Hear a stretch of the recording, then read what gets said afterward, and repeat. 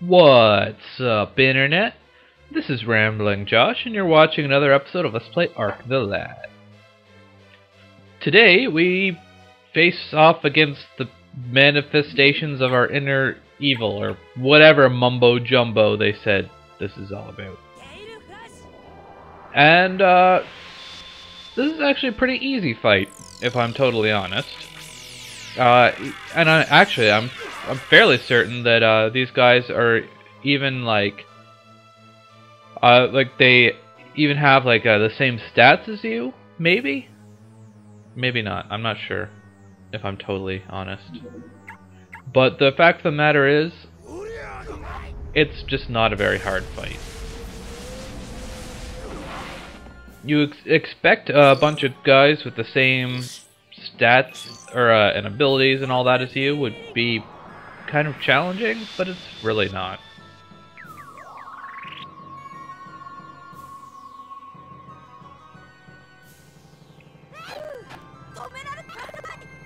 Oh my god, Kukuru, you hit me!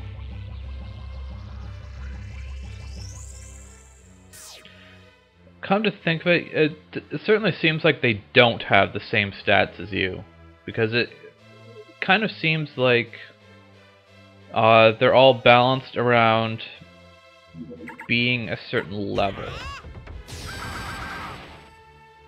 Like, they're all given stats as if they were level 45 or something. I don't know. That's what it seems like to me, just based on the order their turns are going in.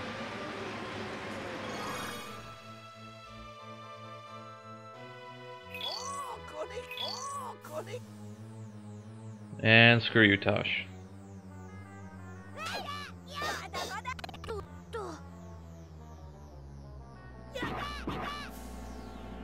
Well, that was hard. It took, what, 2 minutes?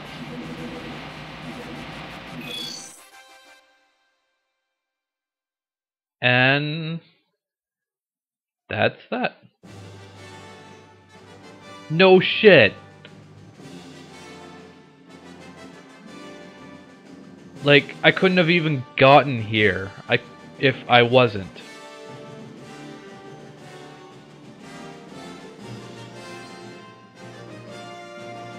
I'm not controlling the text at this point, am I? It doesn't seem as though I am. Okay.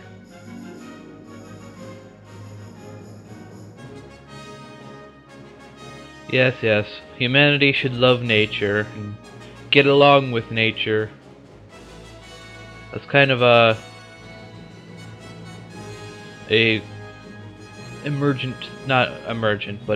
overwhelming theme within this game.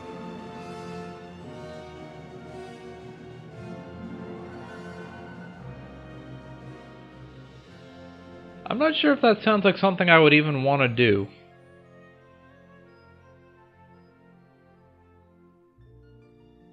Huh? The power of good will be... What? That actually sounds almost kind of sinister. It's like all of the good will be stored inside the Ark. It's like I don't want to be inside the Ark.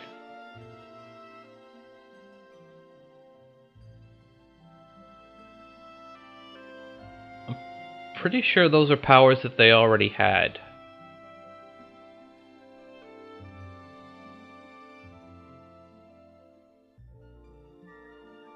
That would not be a good thing.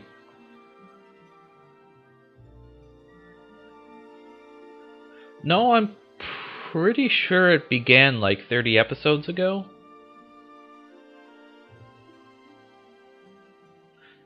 Yeah, that's kind of been the goal all along. The Dark One? I guess there was that dude that was talking to Andel. What seal? What? Since when has there been a seal? Who is this Dark One? Where?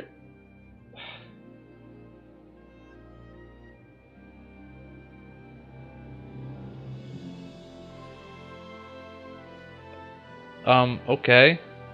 I mean, could you not have told me some of these things, like, a little earlier? It's like, yeah, go do this quest. By the way, when you're done that quest, the quest is, like, the real quest actually starts. Maybe if I knew there was this other giant task tacked on the end of your first fetch quest, I might not have gone and done this fetch quest.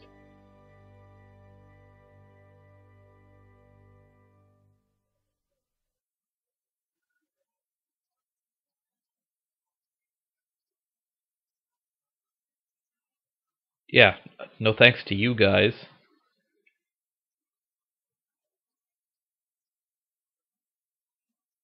Okay, if you say so. Where are you guys going? Oh, they must have, like, gone inside the Ark. That's where all the goodness is supposed to go, right? So, save your game, and yeah. Oh dear. What's up? We just saved the world or whatever. Or I guess we didn't.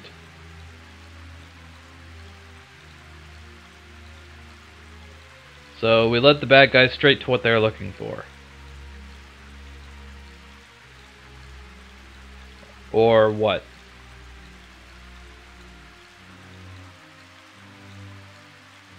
Why are we letting them just walk right by us? Like, we could kill all those soldiers in like one gale flash.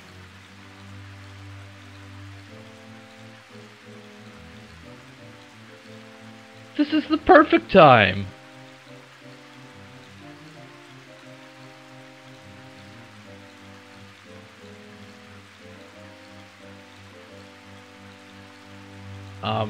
That was kind of out of nowhere. But like, what other time is there to murder the bad guys than when they're about to obtain, like, ultimate evil power?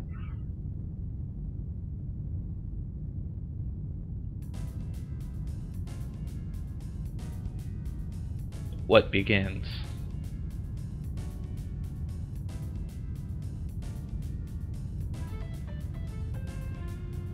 I love how they just don't mention this dark one until like the end of the game.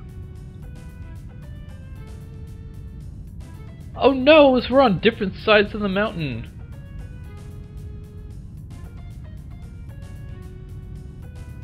Isn't it do your best?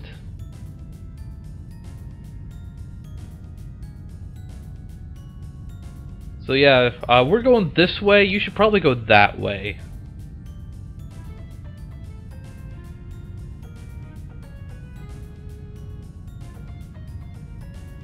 So, bye, Kukuru. See you later.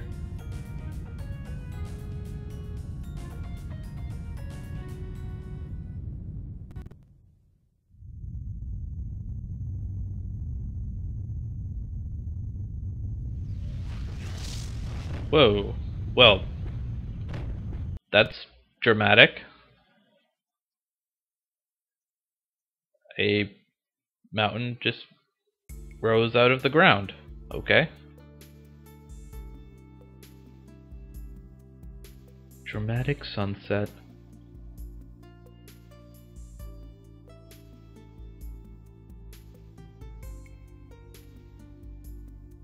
Everyone just kind of standing around looking stoic.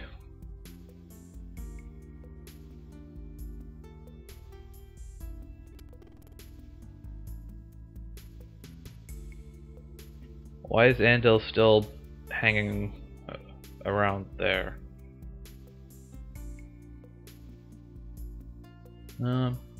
Once again, I'm not controlling the text.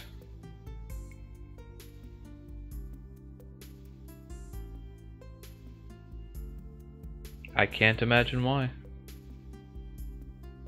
Isn't the rock tower what they're looking for, though?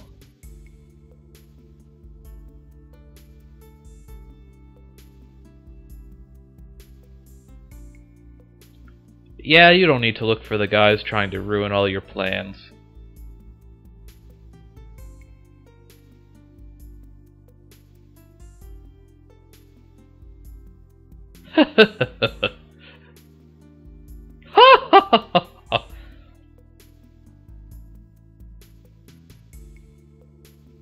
You're so evil, Landel.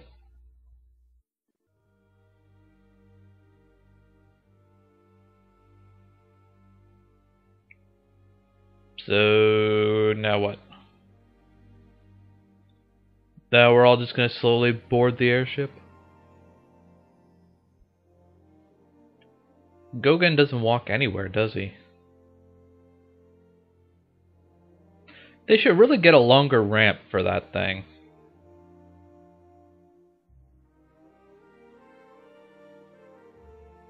Are you coming, Ark? You're kind of the only one that's actually, you know, important in all this. Everyone else is just kind of along for the ride. You should probably close the door before you start the propellers.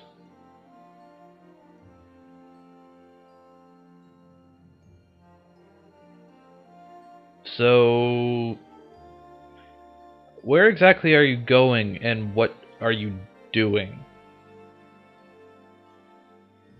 It's like, hey, you better save the world. Yeah, okay, I'll get right on that. How do I do that again?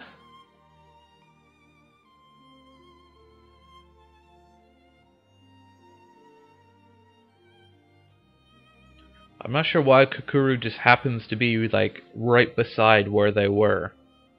They're supposed to have been, like, this dramatic parting of ways, but apparently they didn't go too far.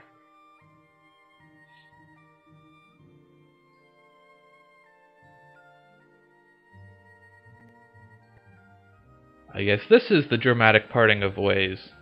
For reals this time.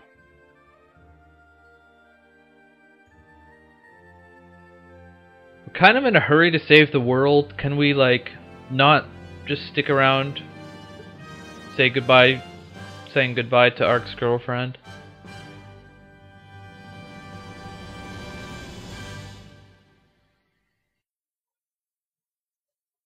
And that's the end of the game. Game? There we go. So now we have the final credits. So, this is the part where I kind of talk about my thoughts on the game. And quite honestly, I mean, Ark the Lad is kind of a bit of an odd instance for me, because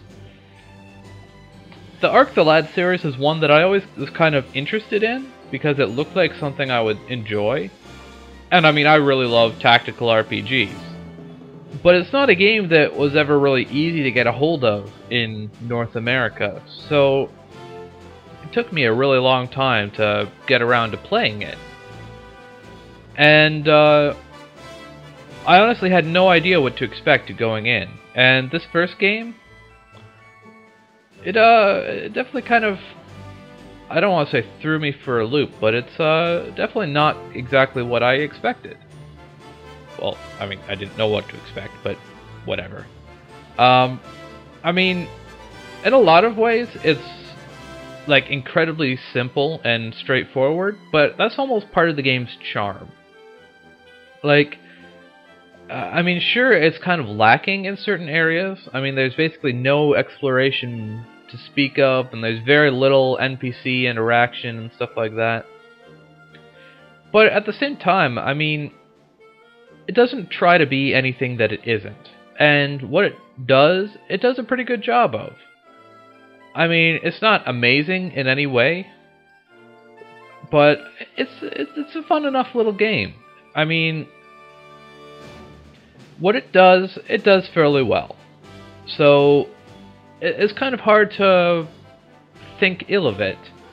I mean, I have fun playing it, and like I said, it doesn't try to be anything that it isn't. So, I mean, at least in this case, I would certainly prefer that than it try and, like, be a bigger the game than it actually is, and just do a poor job of it, and just end up making me mad at it. So, I mean, it's certainly not an amazing game, but for what it is, I think it's very solid. And one thing that's also definitely worth noting is that obviously it's a little bit of a cliffhanger ending here. So the journey's not done quite yet. Which, on one hand, is kind of annoying that you play through this entire game and it's just kind of like a setup for a bigger adventure. But at the same time, I mean, they do kind of manage to make it feel like you're, even though the journey is just beginning, you've kind of like been successful and you're victorious, and it's kind of bittersweet. Which, I mean, is better than kind of straight out like sad and all that. But anyways, the point that I was getting to is what's really nice about this first game is the second Arc the Lad game, Arc the Lad 2, which I will be starting tomorrow, by the way. It picks off like almost exactly where Arc the Lad leaves. Like the second game starts almost exactly where the first game ended. And not only that, but you can carry over your save data. So in that regard, I mean, even though the first game is really simple, it does an extremely good job of setting up Arc the Lad 2. Like, it lets you jump into the next game already knowing a large portion of the cast of characters, like what's going on in the world and all that. And I mean, the fact that you like carry over your characters basically directly into the next game, like their stats are all identical, their levels are identical. A lot of the equipment and stuff that you found in the first game carries over, and all that stuff. I mean, I don't think I've ever seen a game that implemented like carrying stuff over into the next game quite as well as Arc the Lad and Arc the Lad 2 has. Because it's very clearly done, like both games are very clearly made with the kind of data transfer in mind, which is kind of the way you have to do it, but there aren't very many games that do it to anywhere near that level, which is, I think it's really nice. It's a very nice touch, and if you know that data transfer is there, it makes the first game feel a lot almost more worthwhile, I guess. I mean, the game feels fun enough on its own, I feel, but like you shouldn't rely on like, oh hey, if you play this game, the next game's gonna be better. That's not a good reason to play a game. But it makes it feel, just because it sets up the next game so well in both as far as the plot and the carrying stuff over, I mean, it makes it all feel like a big collective effort, and I really like that. So, I mean, on the whole, like I said, Arc the Lad, what it is very simple, but it's a pleasant enough experience, and it does an amazing job of setting up for something much bigger and much better than itself. And I don't really have anything else to say without like repeating myself about 17 more times. So I am going to... Well, no, I'm not going to shut up quite yet. The one last thing that I want to mention is that because there is the transfer data into the next game, before I actually start playing Arc the Lad 2, I'm going to take some time and level up Gogen, Poco, and Kukuru to level 60. And if I have the time, I'm going to spend a little bit of time leveling up some of Changara's summons, namely Odon, Himoji, and maybe Fujin and Raijin, just to kind of improve where I start off the next game in. So it seems like my talking actually ran all the way to the end of the credits. So I guess this is the end.